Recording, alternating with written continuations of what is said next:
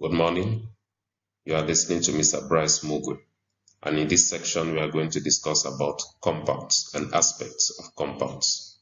So before we dive into the whole sphere of compounds, I want us to look at lower levels of organization because compounds are put at a higher level. They are more or less larger molecules or larger parts. So before that, let's look at other sections. Our first point under compounds will be elements and compounds. And again, before we discuss about elements, let's look at the lowest levels of organizations, just like we did when we were looking at the other section which had more life science related topics. The lowest level of organizations was cells. So chemically, in the chemistry section, our lowest level of organization will be atoms. So then, what are atoms? These are the basic building blocks of matter. And matter is anything that has weight and occupies space.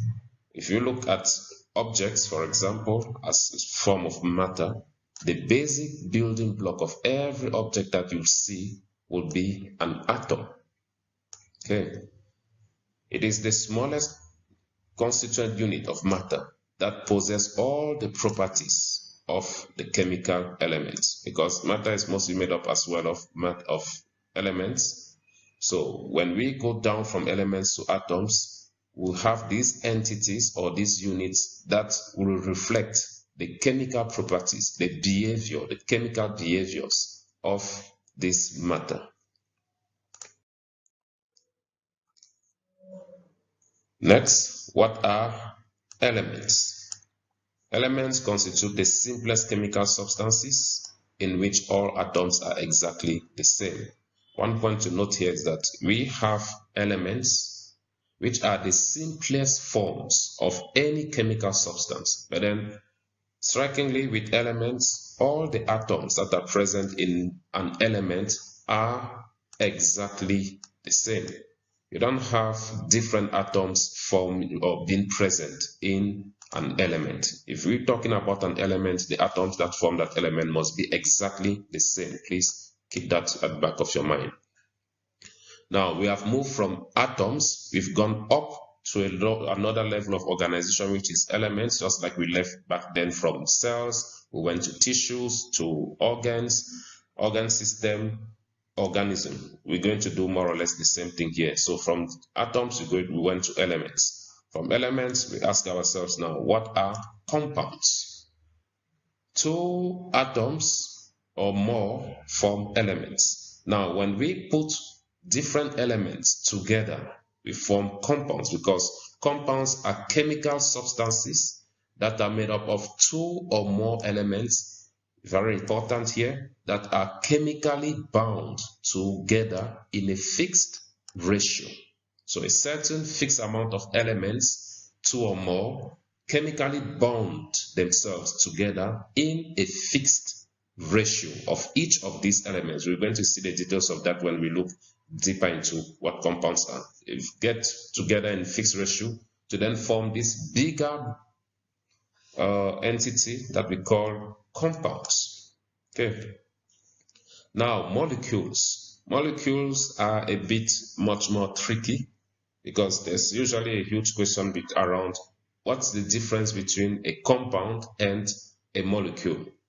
But I'll explain here. A molecule is defined as the smallest unit of a compound that contains the chemical properties of that compound. So molecules are made up of groups of atoms. Now, remember we said a compound is made up of two or more elements that are chemically bound. I can take parts of one element and parts of another element. Let's say I'm forming a compound which is made up of just two elements. I can take parts of one element and parts of another element. I bond them together many times, and it will give me a whole compound, something that I can even hold physically. It can be as big as a house or as small as something I can visibly see. Okay, but now if I go into that whole compound, each portion of it where I can identify a small section which contains at least an atom of one element bonded together with an atom of another element, then that small part is a molecule of that compound. It means that a molecule of a compound is the clear miniature representation of what all that compound is actually made up of. I can then bring from a molecule of a compound, I put another molecule of the same compound. The molecules now must have the same components, the same elements. Two molecules of the same compound must have the same elements. I can put them together to build the whole compound. Okay. Similarly to molecules, we also have particles, which are just small proportion of matter. Particles are small proportions of matter. Now, when we look at particles, they have a range of sizes. It's a word that is somehow vague, or could mean many different range of sizes. For example, in an atom, I could have subatomic particles. And surely you did atoms in grade 8, or we're going to look at atoms again. I could have subatomic particles, for example, electrons, protons, neutrons. These are the parts, they build the components, the smallest units of atoms. That's at a very, very small size or scale. Now, we could also have particles that are large enough such that they can be seen by the naked eyes. For example, dust particles that are floating in the air that we can see with our naked eyes. So we have subatomic particles that we can't see, and we have particles that we can actually see. It means the term particle covers up a whole range of different sizes.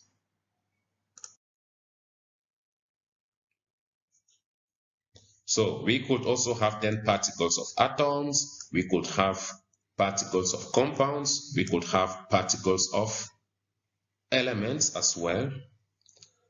And these particles always consist of two or more atoms when we find them in compounds.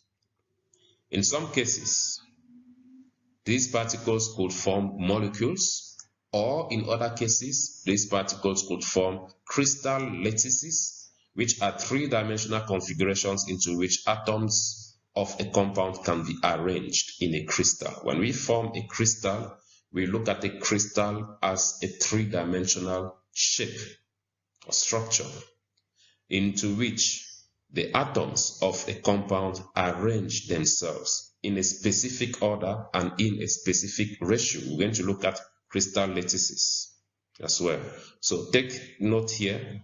We could have particles of two forms, molecules and crystal lattices. We're going to investigate molecules and crystal lattices separately. Now, molecules. The molecules of compounds always consist of two or more different kinds of atoms. Remember what those two molecules are. They are the smallest parts of a compound. We know that a compound in general is made up of maybe two or more elements, but these elements come together with their atoms, which bond in a specific manner. And each point where they bonded, I can isolate molecules. For example, in this diagram here, which represents molecules of water, this is one molecule of water. You can see it has one atom here, oxygen, and another atom, another one here, two atoms of hydrogen. So one molecule, one compound. Now I have 1, 2, 3, 4, 5, 6, 7, 8, 9, 10 molecules here of water. These are molecules. Now,